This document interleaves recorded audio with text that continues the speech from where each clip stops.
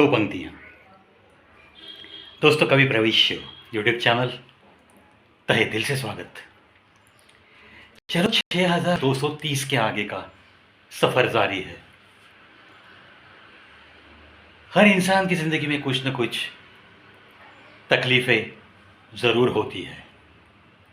संघर्ष रहना भी चाहिए।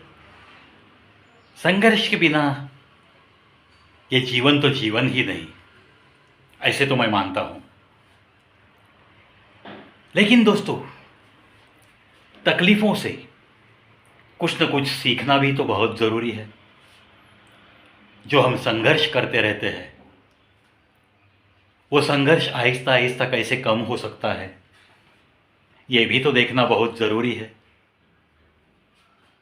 तब जाके कहीं ज़िंदगी में खुशियाँ मिल सकेगी, ज़िंदगी की रौनक थोड़ी सी बढ़ेगी और तकलीफ़ों से छुटकारा मिलेगा। लेकिन ये सारी बातें नियति का खेल है। नियति का खेल यानी कि कहीं ना कहीं वो भगवान ही तो हमें संघर्ष करने की ताकत भी देता है। कोई उलझन देता है तो सुलझन भी वही देता है। किसी बारे में कोई दिक्कतें देता है तो उन दिक्कतों से सामना कैसे किया जाए, इसलिए ताकत भी तो देता है। होता है क्या दोस्तों, अगर आपने किसी को कोई तकलीफ दी है तो ज़रूर आपको थोड़ा संघर्ष करना पड़ेगा। शायद कोई परेशानी आपको झेलनी पड़ती है। तो वो भगवान क्या कहते हैं? वो कहते हैं किसी को तकलीफ देने के बाद तो खुद की खुशी के लिए दुआएं मांगने के लिए मेरे पास आ गया तो तेरी वो दुआएं कबूल नहीं होगी।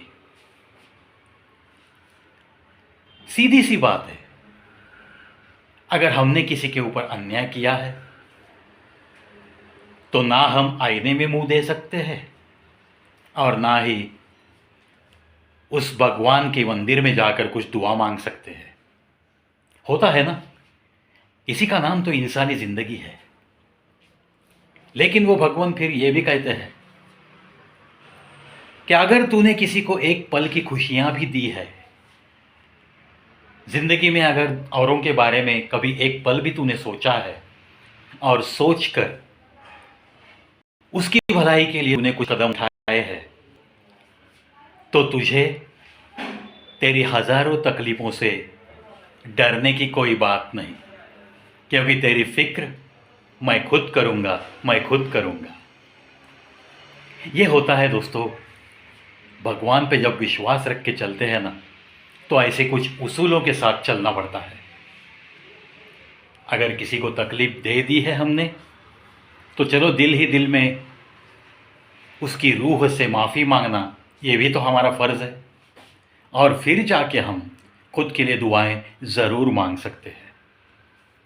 और अगर ज़िंदगी में एक पल भी किसी को खुशियां दे चुके हैं, हम किसी का भला कर चुके हैं, तो किसी तकलीफ़ से डरने की कोई बात नहीं, क्योंकि इसका भी तो हिसाब किताब होते रहता है। जो औरों की सुनता है, जो औरों के लिए थोड़ा बहुत जीता है, उसकी झोले में वो भगवान थोड़ा बहुत सुख तो ज़रूर डालते हैं।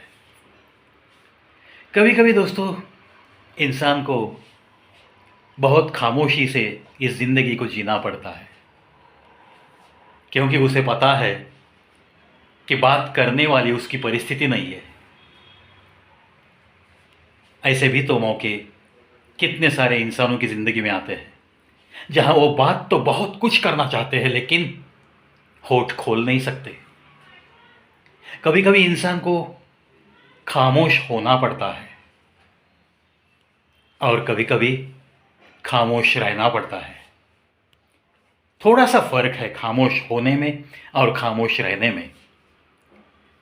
अगर किसी की बात हमें कुछ बुरी लगे, हमारे बारे में अगर कोई कुछ कहता है और उससे हमारे दिल पे जब चोट पहुंचती है तो हम खामोश हो जाते हैं, क्योंकि उन बातों की बुराई हम सह नहीं सकते और उसके बाद हम उसे जवाब भी नहीं दे सकते। और कभी कभी इंसान को खामोश रहना पड़ता है, क्योंकि उसे पता है उसने अगर होठ खोल दिए तो सामने वाले को बहुत बुरा लगेगा, और इसीलिए उसे खामोश रहना पड़ता है। और इंसान की परिस्थितियाँ उसे खामोश होने पे मजबूर भी करती है और खामोश रहने पे बहुत बार मजबूर करती है, बहुत बार मजबूर करती है।